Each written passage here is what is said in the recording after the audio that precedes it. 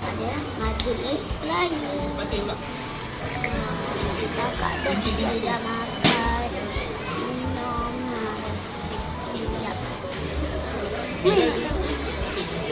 Kak dengan kakak bersama Abi dan ni ada buat majlis situ. Majlis raya. Ada lampu kelip-kelip. Iya, kakak makan apa tadi? Spaghetti. Banyak ke sikit? Banyak. Abi makan apa tadi Abi? Nasi mak, bihun, spaghetti, lemak, rendang. Umi makan banyak, kita makan Umi makan nasi lemak, makan bihun, makan spaghetti dengan kuih sardin. Ebi sikit. Ebi juga ni. Baby memang makan tu tapi banyak kan? Simple. Mana ada banyak Tapi Ebi makan 2 kali ni. Ebi makan banyak kan? tapi sikit-sikit.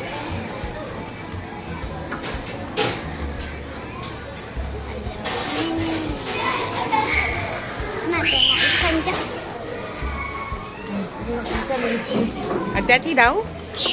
Orang nak ikat kan? Ikat. Jom. Abi, kejap bawa anak Abi.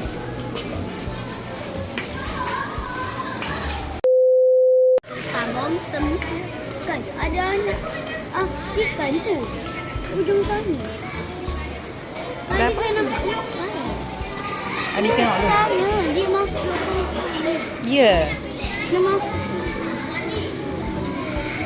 Tu. Dia nyorok. Ya. Ada anak ikan kan? Saya suka Ikan besar ada 2 tu. ayam ni sama. Ikan keli dah tak ada. Ikan keli dah ada? Ikan keli Dah kena masak ke? yang warna hitam tak tahu. Ikan keli ada apa kat dia? Ada misai. Selalu saya pakai ikan keli. Ikan misai. Kita semua dah siap makan. Tolong kemas-kemas ni kan? Dekat situ. Apa ikan? Ada ikan.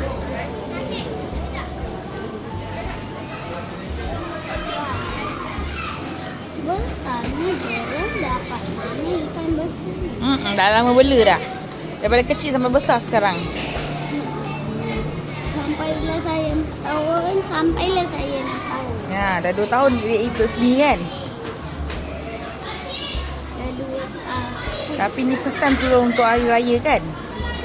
ni tadi kan petang tadi kan kat sekolah kan Kalisha tunjuk jari tengah. Biar. Okey?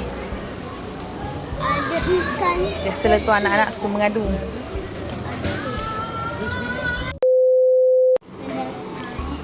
Dah siap makan semua kan? Kita dah sampai kat depan rumah.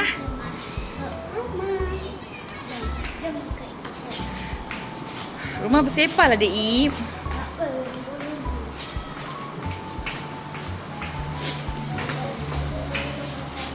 Tengok ni. Ni ada Wia yang ni dia suruh deko.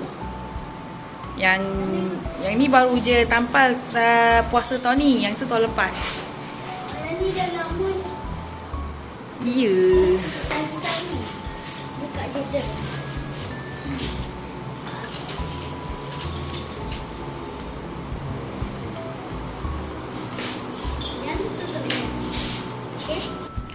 Okey. Kita dah masuk kat rumah ni. Kat rumah. Mak malah bersepah sikit rumah.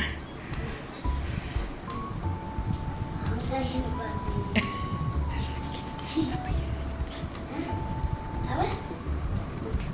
Sampai sini saja kalau kita cepat komen, share dan subscribe.